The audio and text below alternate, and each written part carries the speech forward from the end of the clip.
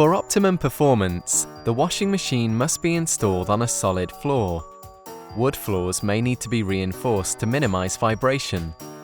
Carpeting and soft tile surfaces are not a good resistance to vibrations and can cause the washing machine to move slightly during the spin cycle.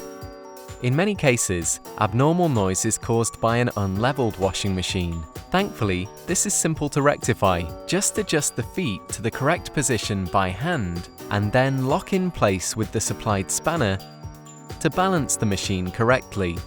Additionally, an unbalanced load that is unevenly loaded or under minimum weight can prevent the drum from spinning or cause the drum to spin in a way that generates excessive or abnormal noise.